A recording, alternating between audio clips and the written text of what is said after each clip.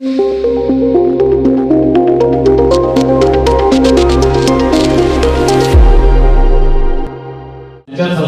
रावसाहेब कर्वे सरांचा सत्कार करण्यात येणार आहे. सौ काकडीताई फुलारे कळंबा जिल्हा वाशिम येथून अनेक वर्षांपूर्वी नाशिकमध्ये येऊन स्थायिक झाल्या. त्यांनी शेतमजुरी, बिगारी कामगार, घर कामगार, बोलकरी म्हणून काम केले. मसरूळमध्ये रायटरची बोलकरी संघटना स्थापन केली. आपल्या 3 मुलांचे शिक्षण करून त्यांना स्वावलंबी केले. त्यांचे पती श्री किशोर खिल्लारे यांनी त्यांना या कामात सदैव साथ दिली आणि ते सुद्धा संविधान प्रचार तसेच परिवर्तनवादी चळवळीत नेहमीच अग्रभागी असतात. यानंतर प्रथमतः मंचावर स्थानापन्न मान्यवरांचे गुलाब पुष्प देऊन स्वागत करण्यात येईल. प्राध्यापक अशोक सोरणे सरांना मी विनंती करतो की त्यांनी आजचे सत्कारमूर्ती प्राध्यापक डॉक्टर रावसाहेब कर्वे सरांचे गुलाब पुष्प देऊन स्वागत करावे. मंचावरती गुलाब पुष्प देऊन स्वागत करावे.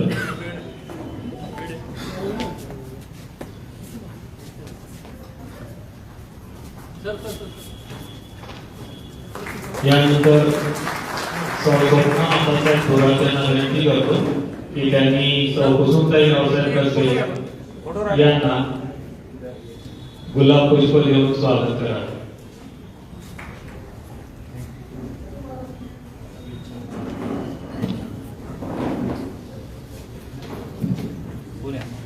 स्वप्ना आबासाहेब थोरात या कुसुमताई रावसाहेब कर्वे मॅडम यांना गुलाब पुष्प देऊन त्यांचे मंचावरती स्वागत करत आहे.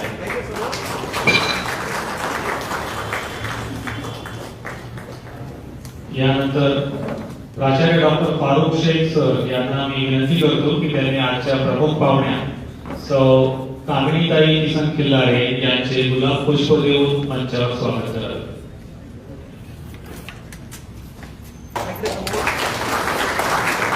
यानंतर श्री फ्रान्सिस वाघमारे सरांना विनंती करतो की त्यांनी माननीय उत्तम कांबळे सरांचे गुलाब पुष्प देऊन स्वागत करावे.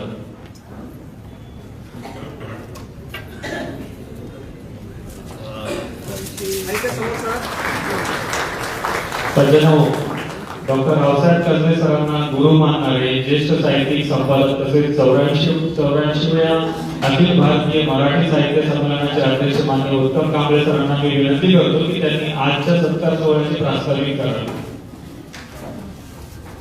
सरांनी आजच त्यांच्यासाठी नवीन गाडी घेतली आहे. नवीन गाडीमधून कर्वे सरांना त्यांनी कार्यक्रम स्थळी आणलेला आहे आणि त्यांची घाई चाललेली होती की एका दिवसामध्येच गाडी घेऊन सरांना नवीन गाडीमध्ये कार्यक्रम आणायचा आहे.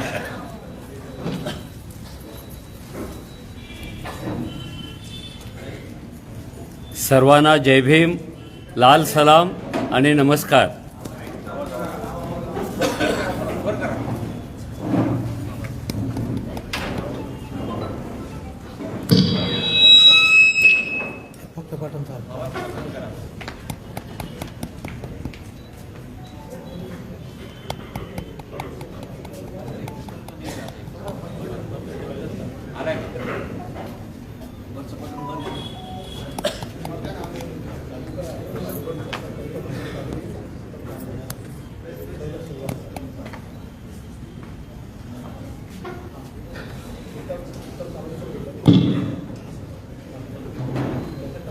आता बंद पडला तर असंच बोले ना मी, माईक शिवाय आवाज जाईल माझा.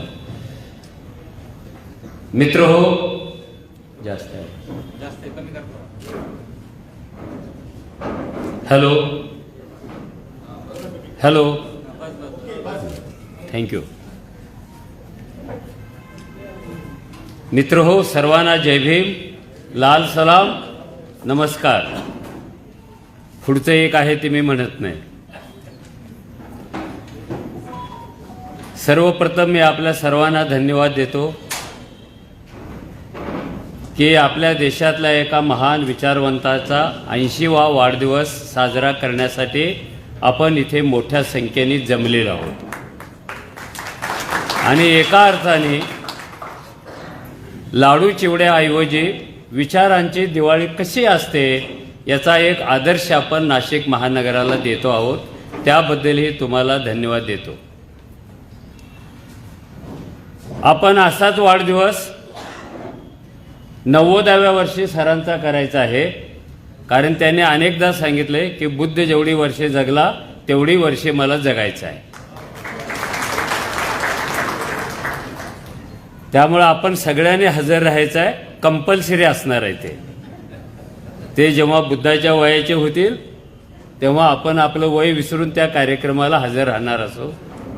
सरांच्या दुर्दम्य इच्छेचा तो एक भाग आहे. 80 वर्षाची खूप माणसं असतात, ती काही कमी नसतात. 90 वर्षाची असतात, 100 वर्षाची असतात. पण विचारवंताच्या जगण्यातले 80 वर्षे ही समाजाला 100-200 वर्षे पुढे नेणारी असतात. म्हणून अशा वाढदिवसाचं आपल्याला खूप कौतुक आहे. आणि आपण उद्याच्या पिढीला आपण सांगणार आहोत, यस, आम्ही रावसाहेबांच्या वाढदिवसाला हजर होतो.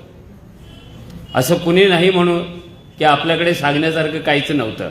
हे सांगण्यासारखं नक्कीच आहे. वाढदिवसाच्या तारासुद्धा वेगळ्या वेगळ्या असतात.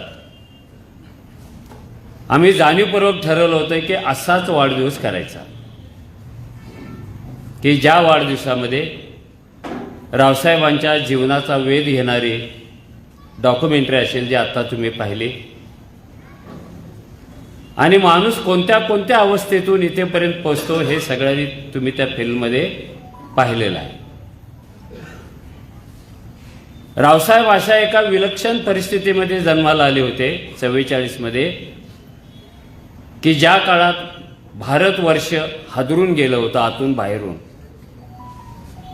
नुकतंच 42चं चले जावचं आंदोलन झालं होतं. सायमन चले जाव, शेतकऱ्यांची आंदोलनं, आंबेडकरवाद्यांची आंदोलनं, कामगारांची आंदोलनं, हा सगळा देश आणि एक जग धगधगत्यासारखा वाटत होता. आणि या धगधगत्या परिस्थितीमध्ये त्यांचा जन्म झाला. आणि जेव्हा आपण 80वा वाढदिवस करतो आहे तेव्हा पुन्हा एकदा सगळे जग हे धगधगतच झालेलं आहे. पृथ्वीच्या पाठीवर असा एक कोना, एक कोपरा शिल्लक नसेल की जिथे काहीतरी धुमसत नाही आहे, जिथे कोणता तरी स्फोट होत नाही आहे,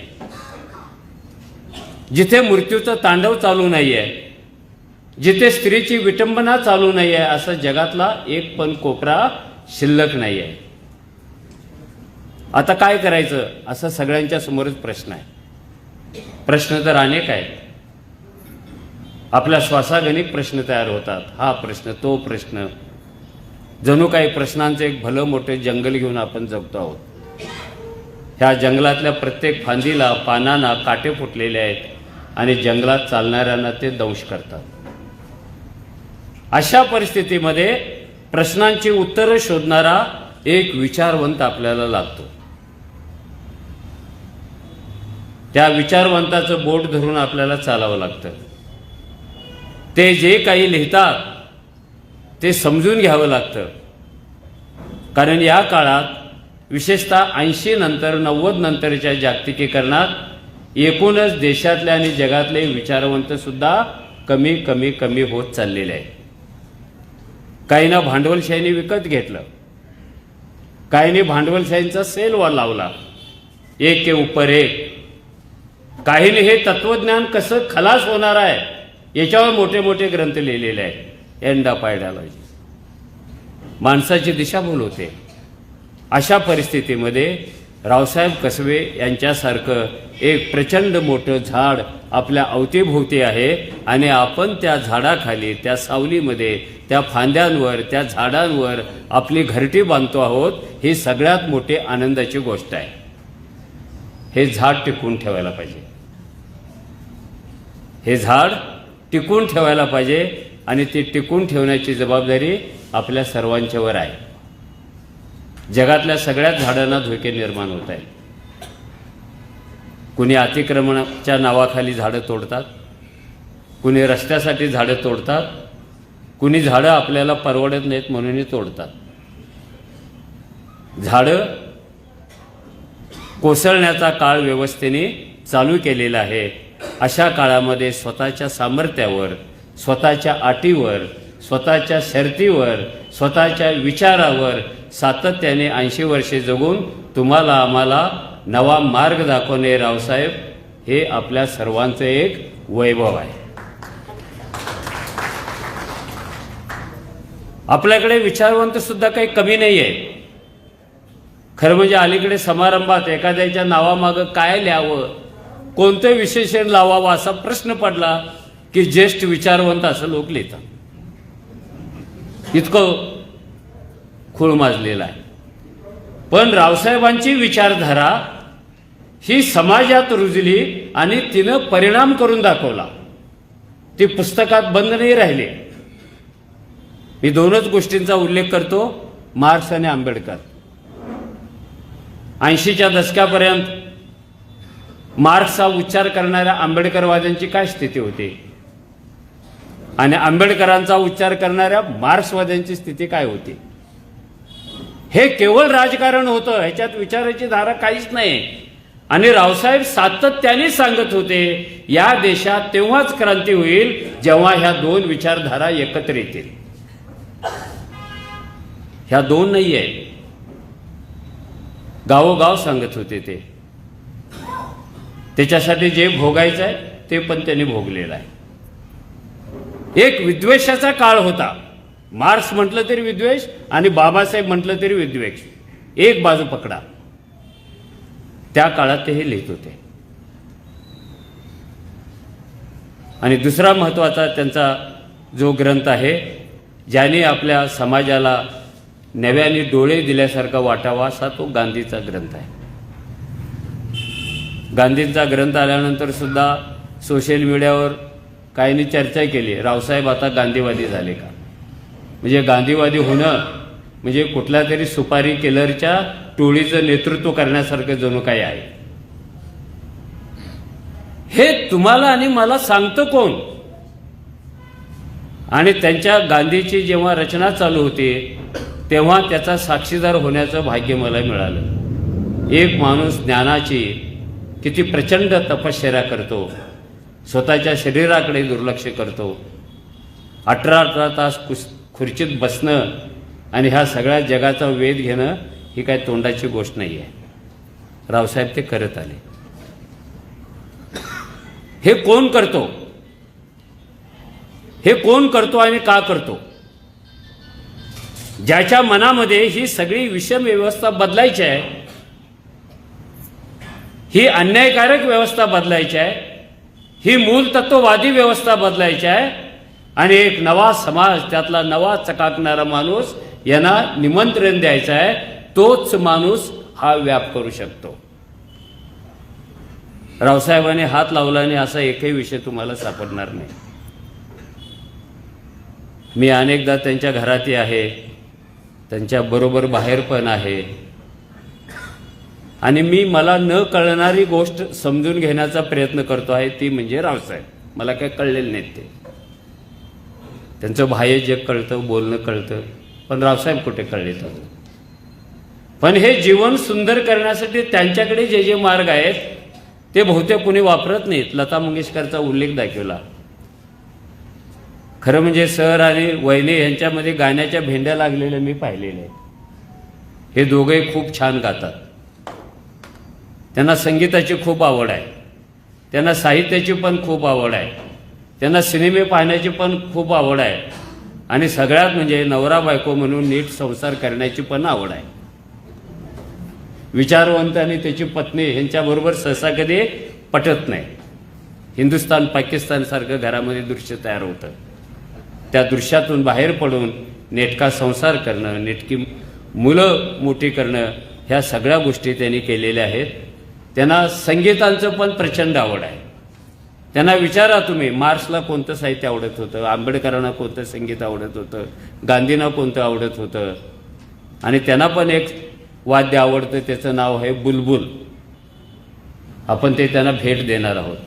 म्हणजे हे सगळं आश्चर्यकारकच वाटतं. वयाच्या 80व्या वर्षी हे बुलबुल वाजवायला बसणार आणि भाभी गाणं म्हणणार, कदाचित म्हणतील गाणं. खूप छान गळा आहे त्यांना, ते गात असतात.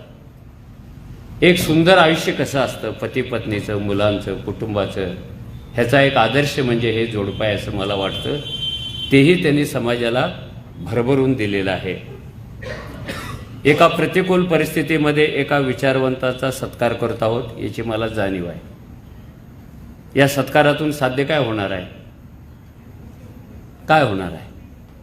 माझ्या दृष्टीने एकच गोष्ट साध्य होणार आहे की आम्ही इथे जमलेले असे लोक आहोत, आम्ही विकारांऐवजी विचारांवर विश्वास ठेवतो हे सांगण्यासाठी आपण इथे आलेलो आहोत. आम्ही असे लोक आहोत,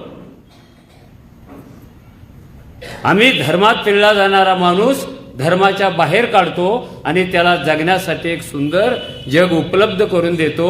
हा रावसाहेबांचा विचार मान्य करून त्याच्याकडे झुकणारे लोक आहोत हेही सांगण्यासाठी आपण इथे एकत्र आलेलो आहोत. हा प्रवास नव्या काळामध्ये अधिक जोराने चालू व्हायला पाहिजे. अनेकदा माणसाचं सर्वायवल शस्त्रात असतं असं सांगितलं जातं, जे चुकीचं आहे. ते शस्त्रात नसतं तर ते रावसाहेबांच्या विचारात सर्वायवल असतं. तुम्ही विचाराच्या हातातून हात काढून घेतला की तुम्ही भरकटत जाल. तुम्ही विचार मुठीत घेऊन प्रवास करायला लागला तर तुमचं आणि समाजाचं जीवन सुंदर होईल. हेच रावसाहेबांचे सगळे ग्रंथ आपल्याला सांगत आलेले आहेत. विषयांची विविधता मी म्हणालो, मानवाचा वेध घेणं, मानवाच्या धर्माचा वेध घेणं, सगळ्या भक्ती संप्रदायाचा वेध घेणं हे फक्त आणि फक्त रावसाहेबच करू शकतात, कारण त्यांचं नावच रावसाहेब आहे. ते आपलं काम नाही आहे, हे त्यांचंच काम आहे. त्यांच्या वाटेवरून चालण्याची संधी आपल्याला मिळते, त्यांच्या पाऊलखुणा मोजण्याची संधी आपल्याला मिळते, त्यांची कर्तृत्वाची फडफडणारी निशाणं पाहण्याची आपल्याला संधी मिळते. हे आपल्या सर्वांचं भाग्य आहे आणि मी आपल्या सर्वांच्या वतीनं त्यांना शुभेच्छा देतो की त्यांनी खूप जगावं, खूप जगावं, नव्या सूर्याचं आणि नव्या माणसाचं आगमन होईपर्यंत जगावं असं मी त्यांना शुभेच्छा देतो. इथे थांबतो. धन्यवाद. यानंतर आजच्या प्रमुख पाहुण्या कामिनीताई जिल्हारे यांचं स्वागत उत्तम कांबळे सरांनी करावं. पुष्पगुच्छ देऊन स्वागत करावं अशी त्यांना विनंती करतो. पुष्पगुच्छ आणि साडी.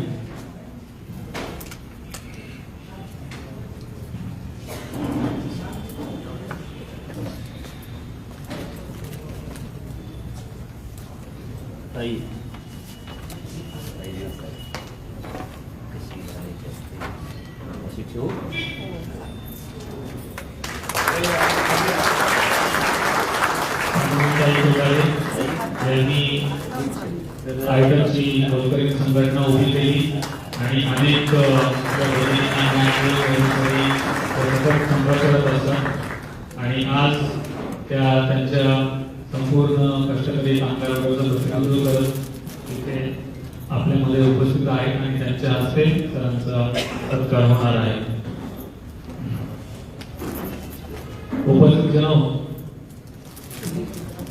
यानंतर डॉक्टर कसबे सरांना आज दिल्या जाणाऱ्या मानपत्राचे वाचन होईल.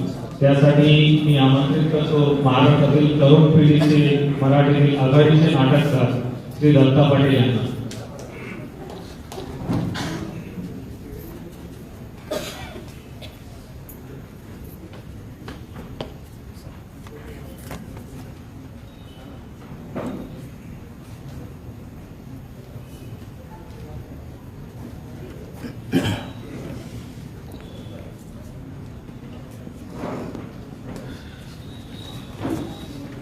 नमस्कार.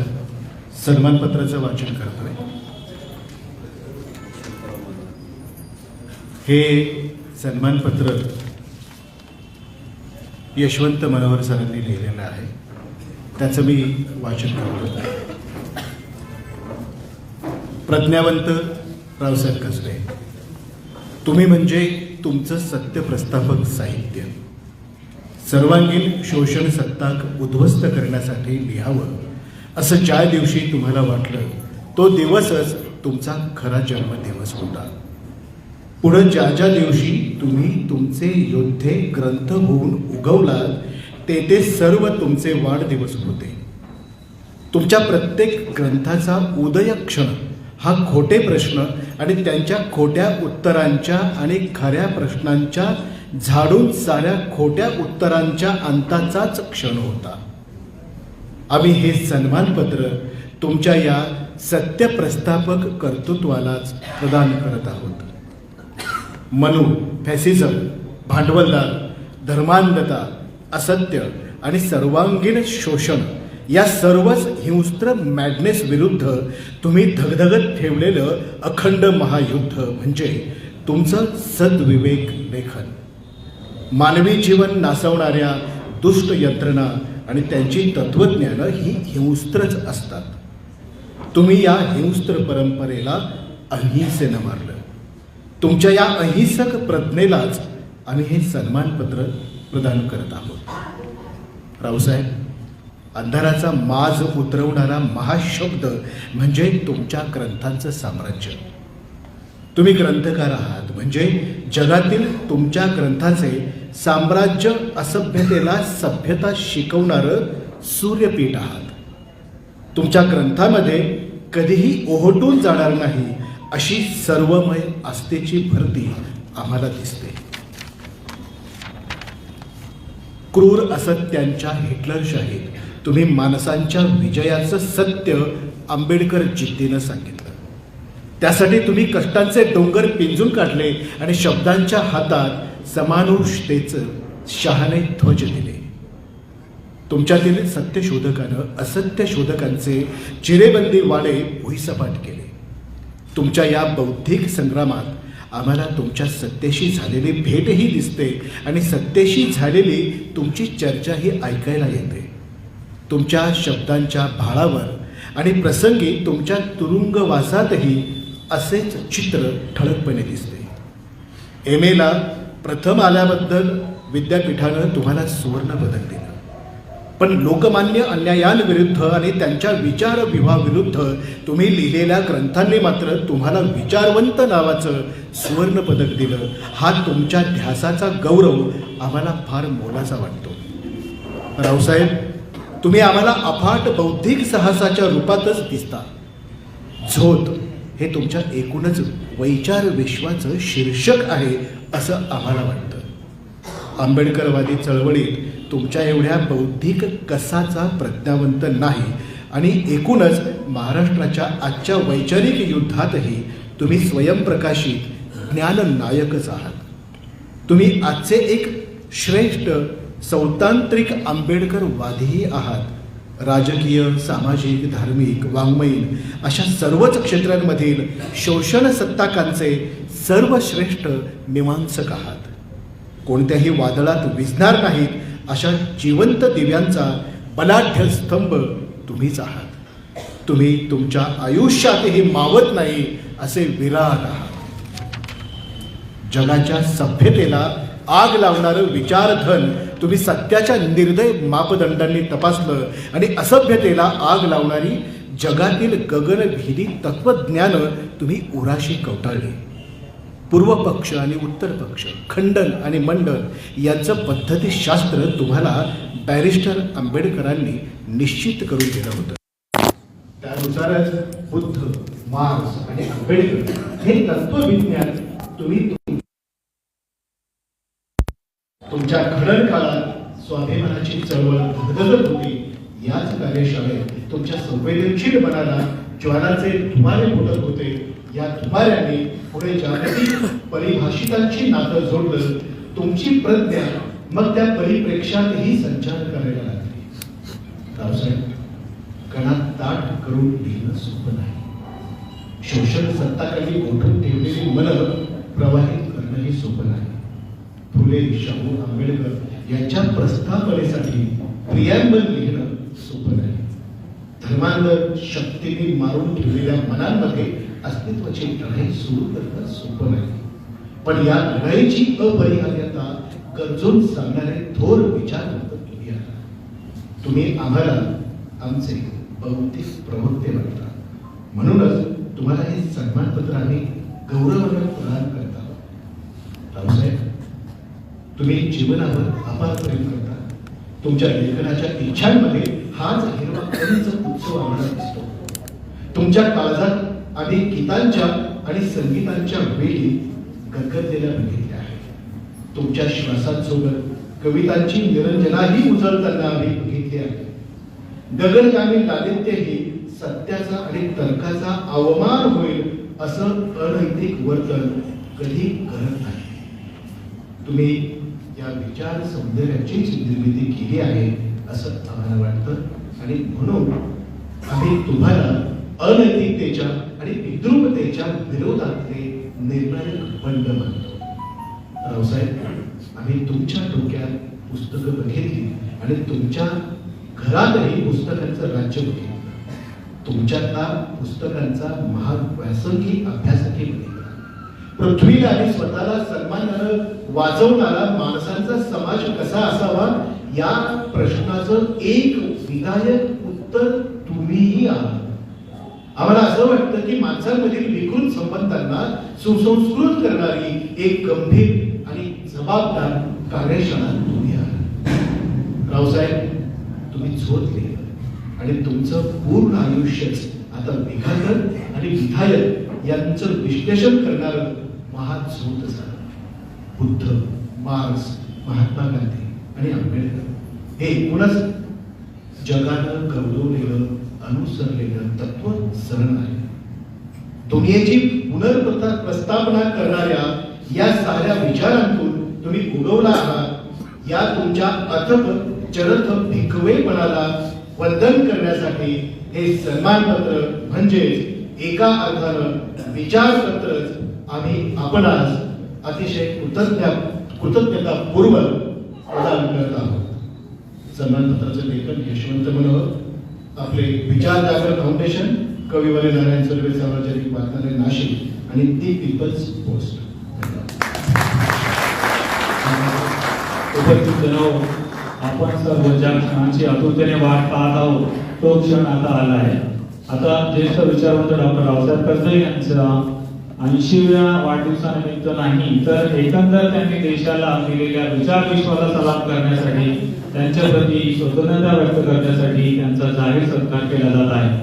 कष्टकरी, कामगार, शेतकरी, महिला वर्गाच्या प्रतिनिधी आणि आजच्या प्रमुख पाहुण्या सौ कामिनीताई किसन खिल्लारे यांनी डॉक्टर रावसाहेब कसबे सरांचा पुष्पगुच्छ, शॉल, मानपत्र आणि त्यांचे आवडते वाद्य बुलबुल हे देऊन त्यांचा सत्कार करावा अशी मी त्यांना विनंती करतो.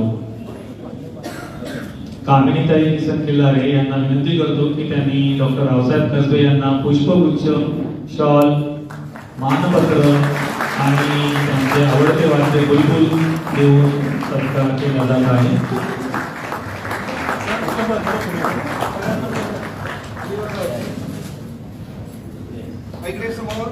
आता आपण जे मानपत्र ऐकलं ते बरेच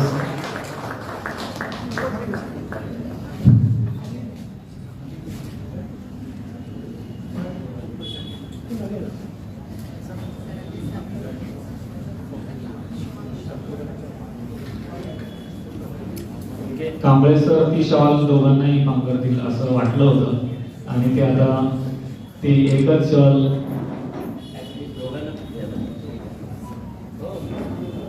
कुसुमताई आणि कसबे सर या दोघांनाही त्या एका शॉल मध्ये एकत्र करतायत.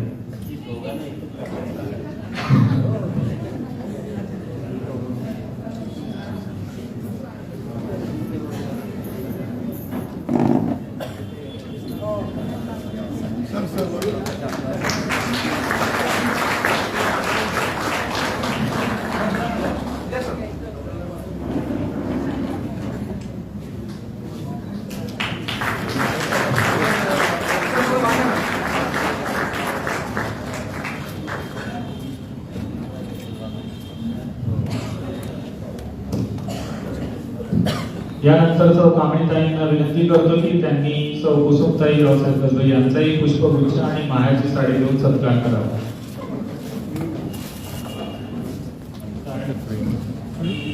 मध्ये येते का बघतो मी. हां येतात येणार तर काय त्या साईडने जा.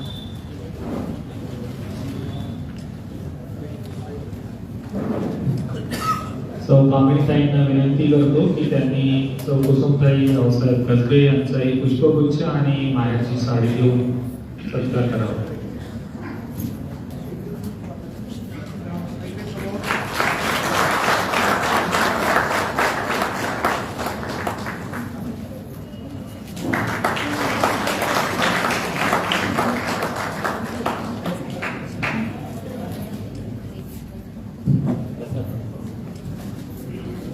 यानंतर ज्येष्ठ विचारवंत आपले मार्गदर्शक डॉक्टर रावसाहेब कसबे सरांना विनंती करतो की त्यांनी उपस्थितांना आपले दीर्घ चिंतनपर मार्गदर्शन करावे.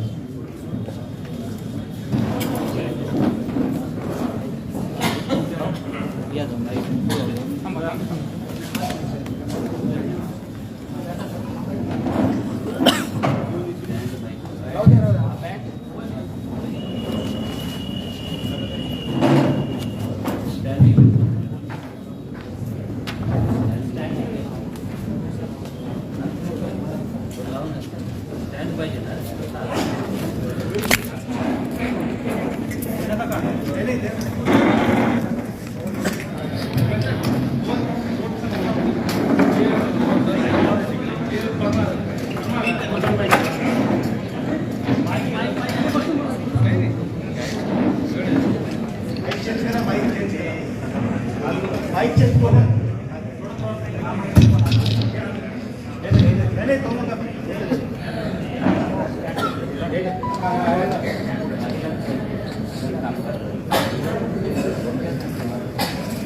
हा बंद करा.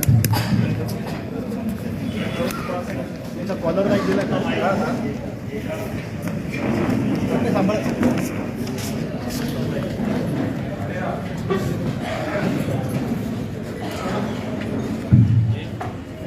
खाली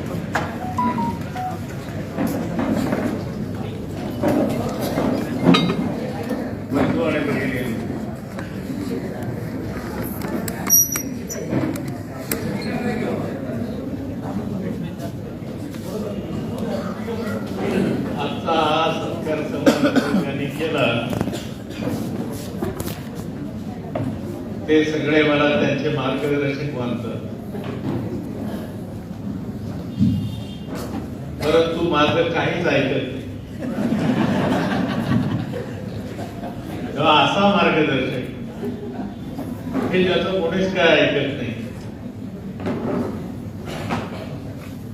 या गोष्टीला माझा सक्त विरोध आहे, होता आणि आहे. कारण सत्कार समारंभात ज्याचा सत्कार होतो त्याने काय फार बोलू नये, म्हणून मी आपल्याला फार वेळ कीर्तन ठेवणार नाही. थोडक्यात काही गोष्टी सांगणार नाही. तत्पूर्वी हे जे वाचनालय आहे ज्याच्या नावाने ते चालते ते नारायण सुर्वे माझे अतिशय जीवलग मित्र होते आणि त्यांच्याबरोबर त्यांच्या सहवासात अनेक दिवस राहण्याचं भाग्य मला लाभलं. त्यांच्या कविता ऐकण्याचं भाग्य मला लाभलं. तेव्हा हे वाचनालय ज्यांनी त्यांच्या नावाने चालवलेलं आहे त्यांना मी फुल नाही पण फुलाची पाकळी म्हणून थोडीशी आर्थिक मदत करू इच्छितो की त्यांच्या प्रमुखाने घेऊन जावी अशी माझी त्यांना नम्र विनंती आहे.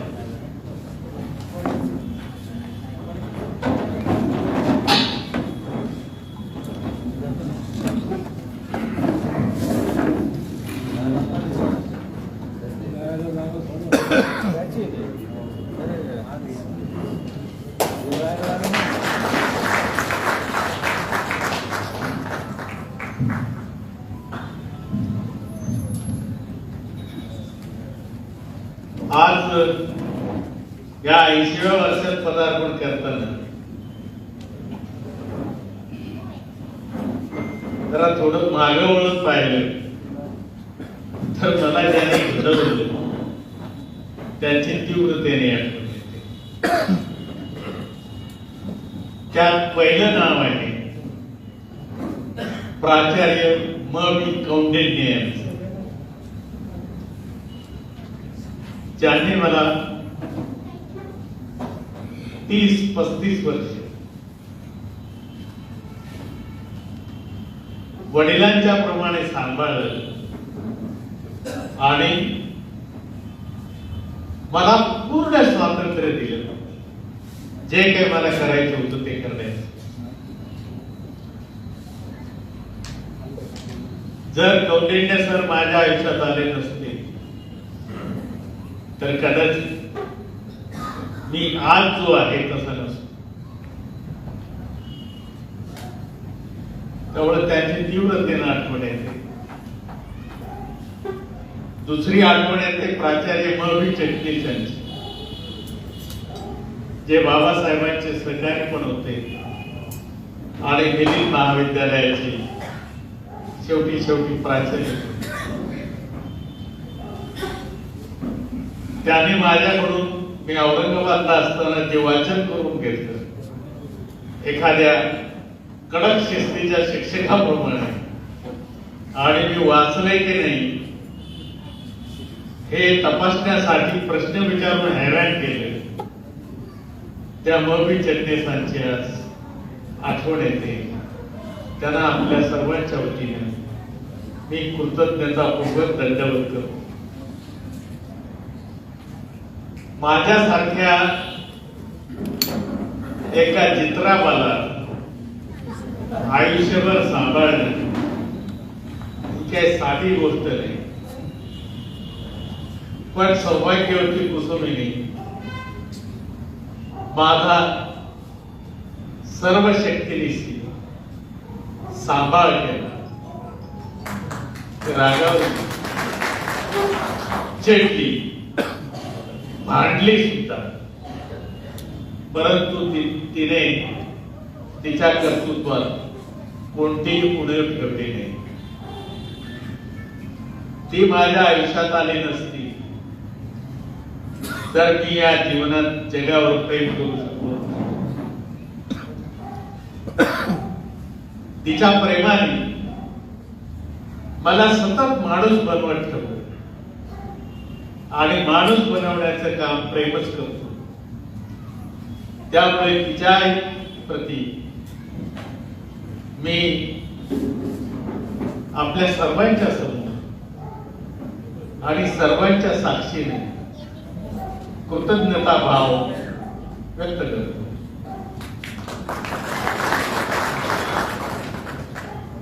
अलीकडे असं म्हटलं जातं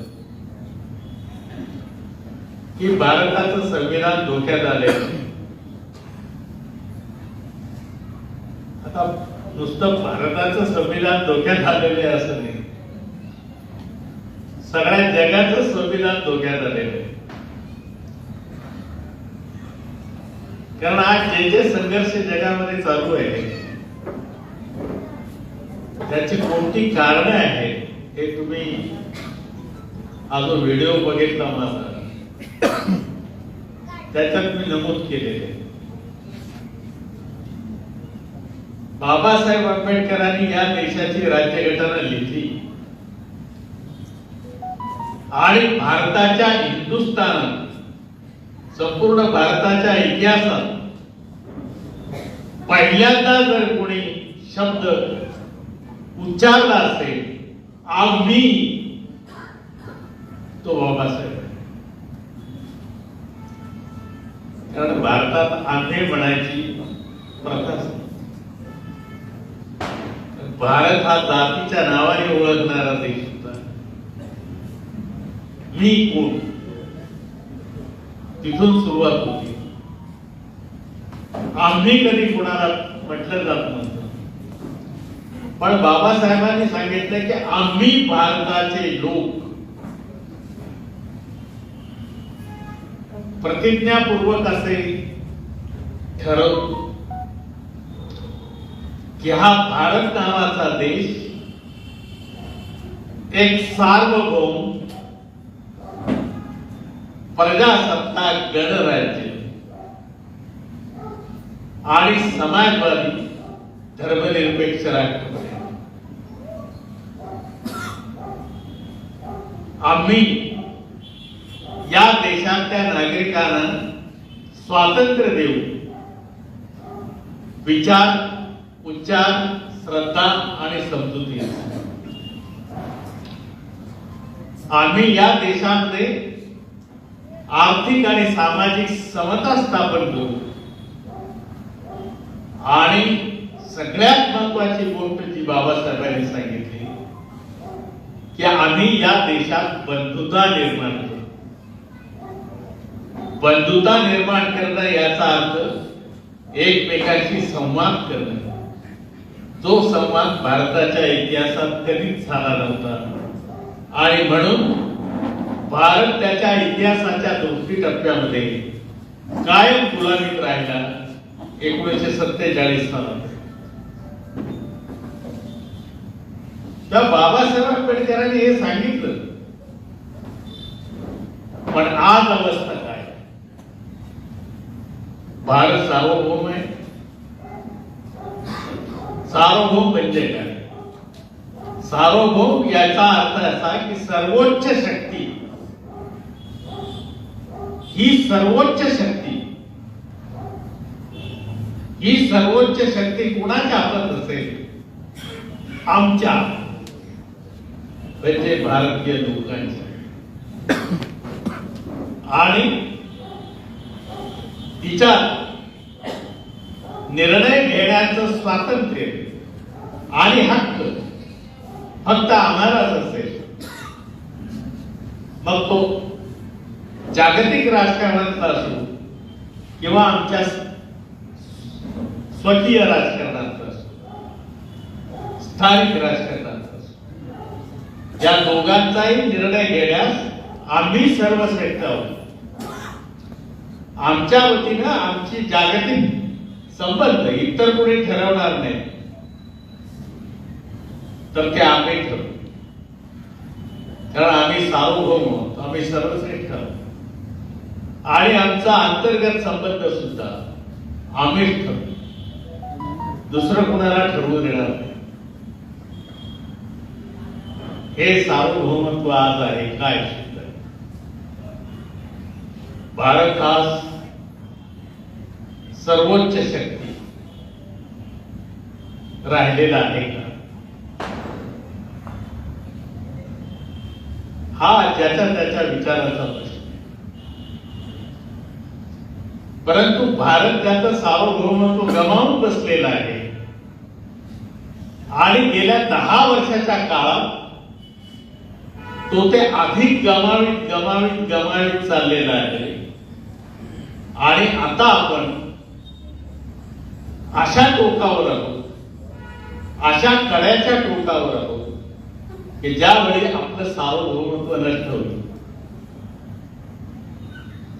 पंतप्रधान जवाहरलाल नेहरूंनी, पहिले पंतप्रधान, या देशाची परराष्ट्र नीती ठरवली होती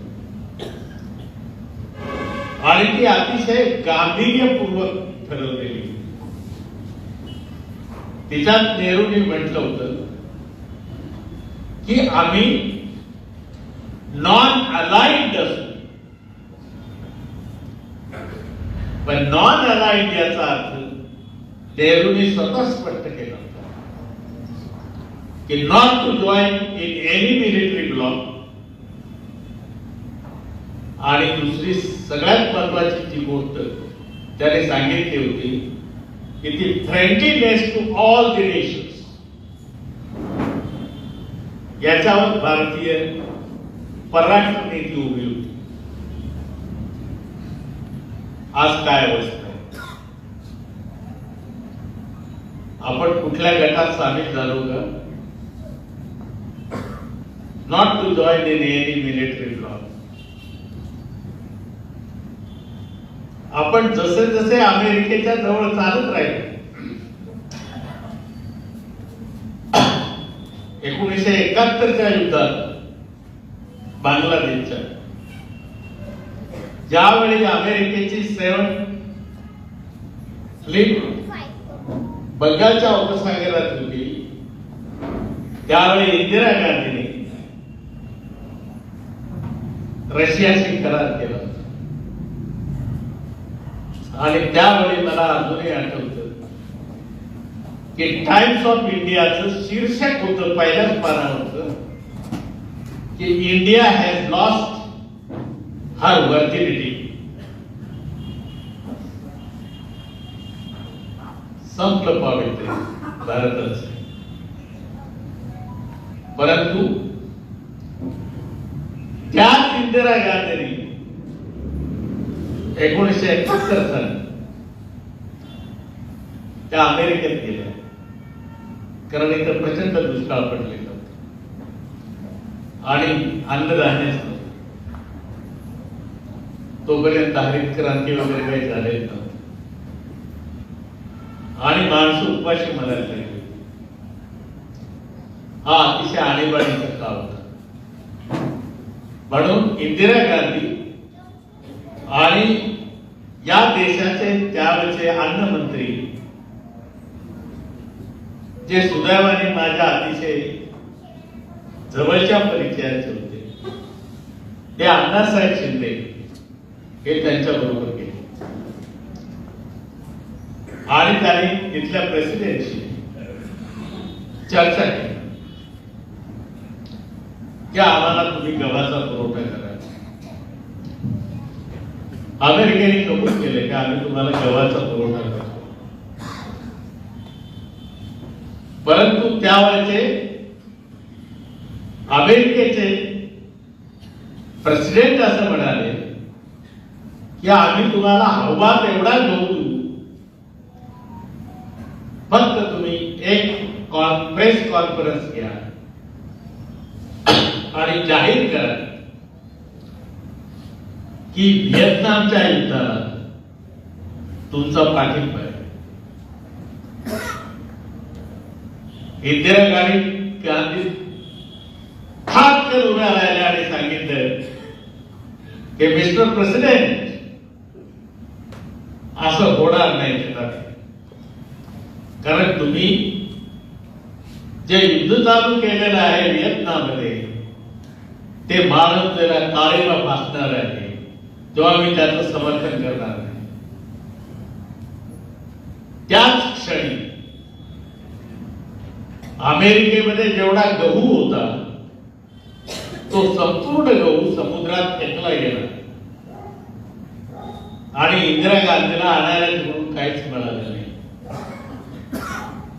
शेवटी तिथं डुकर जे खात असत जो लांब जोंधळा होता तो त्या घेऊन आल्या आणि या देशाने 4 महिने तो लाल जोंधळा खाल्ला.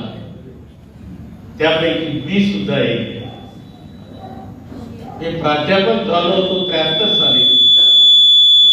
त्यावेळी आम्हाला टाय सूट कंपल्सरी होता. मी टाय आणि कोट घालून जायचो कॉलेजला आणि घरी येऊन तो तांबडा जी ज्वारी होती त्या ज्वारीची भाकर खायची. इंदिरा गांधींनी या देशातल्या लोकांना या भाकरी खायला लावल्या, परंतु आपल्या परराष्ट्र धोरणात बेईमानी केली नाही. हे इंदिरा गांधींचं सांगणं. आज आपलं काय हे सार्वभौमत्व काय कुठे गेले? इस्रायल आणि पॅलेस्टाईन यांच्या वादात आपण कुठे आहोत? जोपर्यंत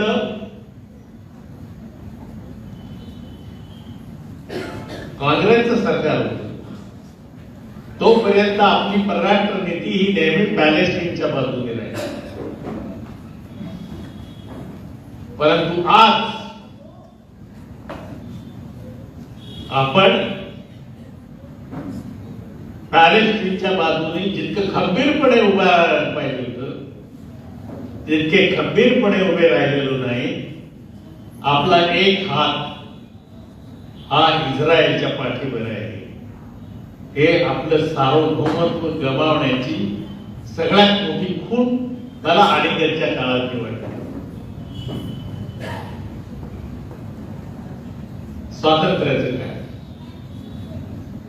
सार्वभौमत्व तर गमावलेलंच आहे. स्वातंत्र्याचं काय, आपण का पॅलेस्टाईनचे बाजू जितक्या उघडपणे घ्यायला पाहिजे होते आणि आपले सैनिक तिथे पाठवायला पाहिजे होते ते पाठवू शकलो नाही. याचं कारण आपल्यावर अमेरिकेचं आणि युरोपचं दडपण आहे. आज नेहरू असते, इंदिराजी असते किंवा पी.व्ही. नरसिंहराव असते तर त्यांनी हे होऊ दिलेलं असतं. पण हे प्रत्यक्ष घडते म्हणजे आपण आपलं सार्वभौमत्व गमावून बसतो. आपले निर्णय तिकडे व्हायला लागलेले आहेत आणि आपले अंतर्गत निर्णय पण आपण घेत नाही आहोत. ते आपल्यावर लादले जात आहेत. मग ते कधी जागतिक बँकेकडून लादले जात असतील, कधी जागतिक व्यापार संघटनेकडून लादले जात असतील, कधी अमेरिकेच्या दबावाखाली आपण असू किंवा युरोपच्या दबावाखाली आपण असू, तेव्हा आपले अंतर्गत निर्णय सुद्धा अशाच पद्धतीने घेण्याचं सामर्थ्य आपल्यात राहिलेलं नाही. आपण विचार श्रद्धा समजुतीचं स्वातंत्र्य मानत होतो. आज या देशामध्ये मुसलमानांची काय परिस्थिती आहे,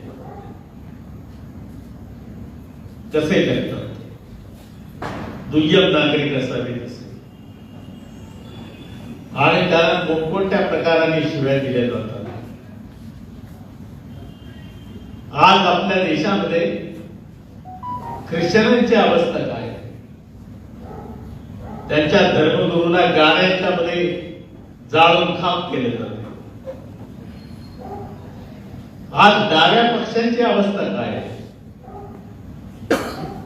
कारण हे सरकार राष्ट्रीय स्वयंसेवक संघाचं सरकार आहे आणि राष्ट्रीय स्वयंसेवक संघाने 3 शत्रू मानलेले आहेत. एक मुसलमान, दुसरा ख्रिश्चन आणि तिसरा कम्युनिस्ट. म्हणून डाव्या पक्षाच्या विरोधी ही सगळी मंडळी आज उभी आहे. आपण स्वातंत्र्य गमावून बसलेलो आहोत. समतेच्या बद्दल तर काय बोलायचं. आपल्या देशामध्ये कोरोनाच्या काळात जेव्हा माणसं झुरळासाठी मरत होती, बेगवान मारल्यावर झुरळ जशी मरावी तशी माणसं मरत होती. त्यांच्या इलाजासाठी आपल्याकडे ऑक्सिजन नव्हता आणि आपल्याकडे औषध पण नव्हती. त्याच काळात आपल्या देशामधला एक भांडवलदार 126व्या क्रमांकावरून 4थ्या क्रमांकावर गेला, त्याच्यानंतर 2ऱ्या क्रमांकावर गेला आणि तिथे तो स्थिर झाला. एवढी भरभराट या देशामध्ये भांडवलशाहाची त्या काळात झाली. त्यामुळे आर्थिक समता नावाची जी गोष्ट आहे ती गेली आणि सामाजिक समता तर कधीच गेली. कारण अजूनही आपल्या देशामध्ये ज्या भांड्यामध्ये पाणी असतं त्याच्यातून पाणी पिण्याचा अधिकार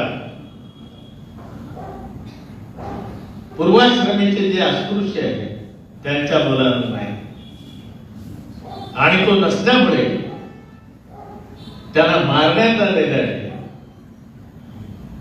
आणि मुसलमान मुलांना तर एका शिक्षिकेने संपूर्ण वर्गाला त्याच्या थोबाडीत मारण्याची शिक्षा दिली. हे आपण समता हरवल्याचं लक्षण आहे. आज आपल्यात बंधुभाव नाही.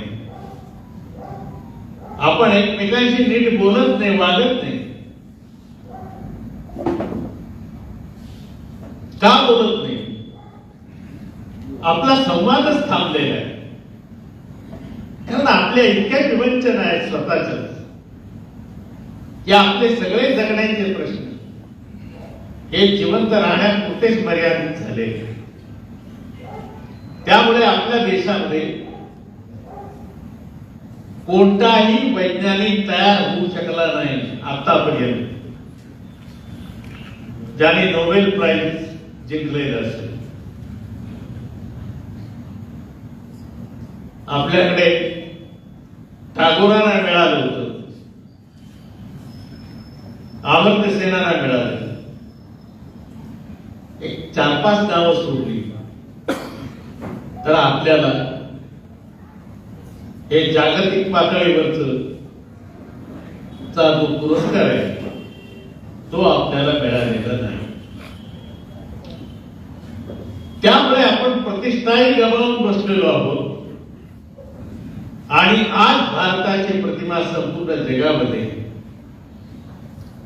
ही एका विकसित राष्ट्राची, परंतु हे विकसनशील राष्ट्र अतिशय पाठीमागे असल्याची प्रतिमा निर्माण झाली. खरं म्हणजे ही प्रतिमा बदलायला हवी. आपली इकॉनॉमी 3 ट्रिलियनची झाली असं लोक म्हणतात, पण आपल्या देशातल्या लोकांना 80 कोटी लोकांना 5-5 किलो धान्य मोफत वाटावं लागतं. तेव्हा ही 3 ट्रिलियनची अर्थव्यवस्था कोणासाठी असा प्रश्न साहजिकच माझ्यासारख्या बाबड्या माणसाला पडतो. ही कशी आहे याची जाणीव बाबासाहेब आंबेडकरांना. आणि म्हणून बाबासाहेब आंबेडकरांनी ही राज्यघटना कोण कोण नष्ट करील आणि कशी नष्ट करील याचा एक आराखडा आपल्या घटना परिषदेतल्या शेवटच्या भाषणात दिलेला. जे त्यांचं भाषण अतिशय महत्वाचं आहे. त्यात ते म्हणतात की आज आपण एका आंतरविरोधात प्रवास सुरू केलेला आहे की आपण राजकीय दृष्ट्या लोकशाही स्वीकारली, परंतु सामाजिक दृष्ट्या आपण लोकशाहीच्या विरोधी राहिलो. ती आपण स्वीकारली नाही. ही राज्यघटना बनवण्यासाठी आम्हाला खूप वेळ द्यावा लागला. ही राज्यघटना ज्यांच्यासाठी बनवली त्यांना जर या राज्यघटनेचा उपयोग झाला नाही तर असे लोक ही राज्यघटना उघडून फेकून देतील. आणि असा एक वर्ग आपल्या देशामध्ये तयार झालेला आहे ज्याला ही राज्यघटना उघडून फेकून द्यायची. बाबासाहेब आंबेडकरांनी आणखी एक गोष्ट सांगितली की ज्या देशातले लोक आपलं स्वातंत्र्य एखाद्या महापुरुषाच्या चरणी वाहतात त्या देशातली लोकशाही टिकत नसते आणि राज्यघटना ही टिकत नसते. तेव्हा मला अशी भीती वाटते, बाबासाहेब सांगत होते की पुन्हा हा देश पारतंत्र्यात जाईल की काय, पुन्हा हा देश दारिद्र्यात बुडेल की काय? पुन्हा हा देश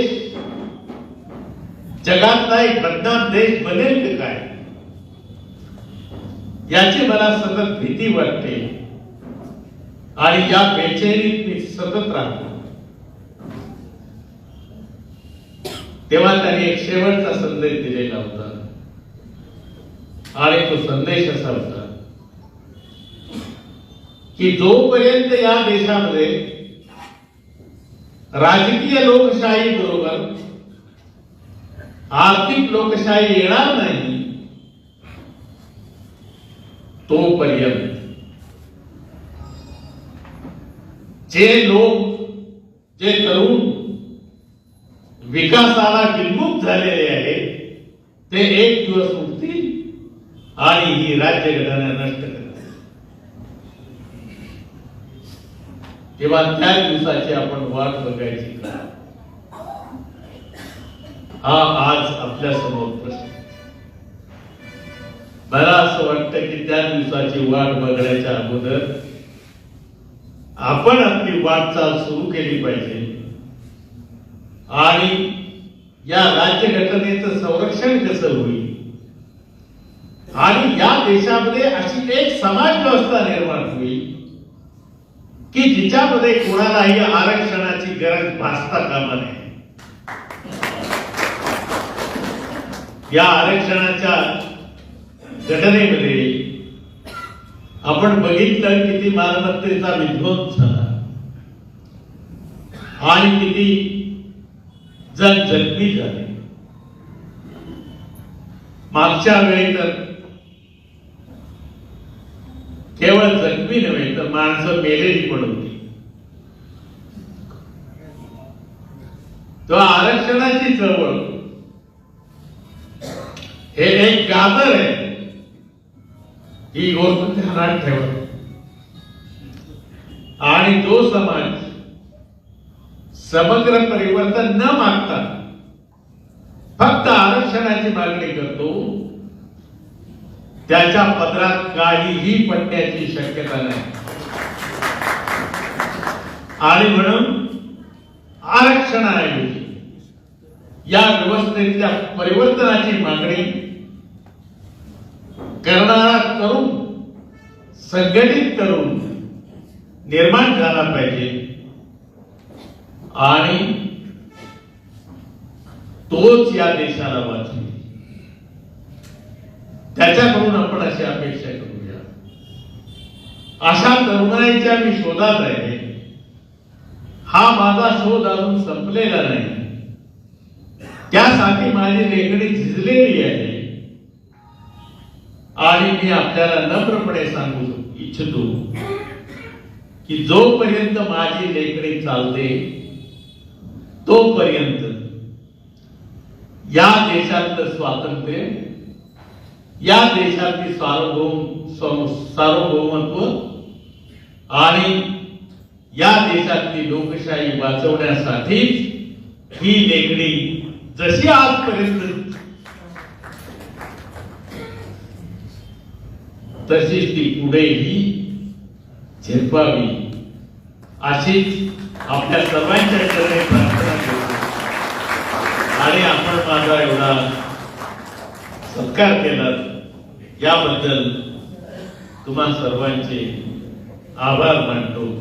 धन्यवाद. कॉम्रेड राजू देसले यांना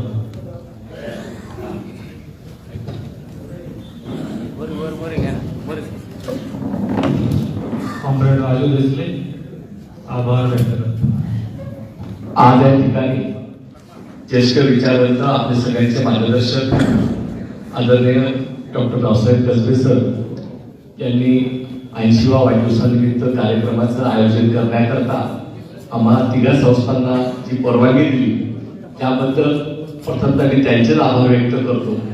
त्याचप्रमाणे या ठिकाणी श्रमिकांच्या साठी काम करणाऱ्या कामिनीताई खिल्लारे, त्याचप्रमाणे आमचे सगळ्यांचे मार्गदर्शक आदरणीय कांबळे साहेब आणि आपण सर्व कसबे सरांवरती प्रेम करणारे, चळवळीवरती प्रेम करणारे, उद्याचं परिवर्तनाचं सर्व स्वप्न पाहणारे आपण सर्व या ठिकाणी कार्यक्रमात सहभागी झाला, याबद्दल सर्वांचं कविवर्य नारायण श्री वाचनालय, विचार जागर मंच, पीपल्स याच्या सगळ्यांच्या वतीने आपल्या सगळ्यांचे मनपूर्वक आभार व्यक्त करतो. आणि या ठिकाणी आपण जो सत्कार करणार आहोत सर्वांनी ज्या पद्धतीने सूचना दिल्या जातील त्याप्रमाणे सगळ्यांनी सरांचा सत्कार करावा असं आपल्याला विनंती करतो आणि या ठिकाणी कार्यक्रम संपला याची जाहीर करतो. संस्था वैयक्तिक सत्कार करून इच्छिणाऱ्यांनी स्टेजच्या डाव्या बाजूला प्राध्यापक अब्दुल पगारे यांच्याकडे आपली नावे द्यावी. बाहेर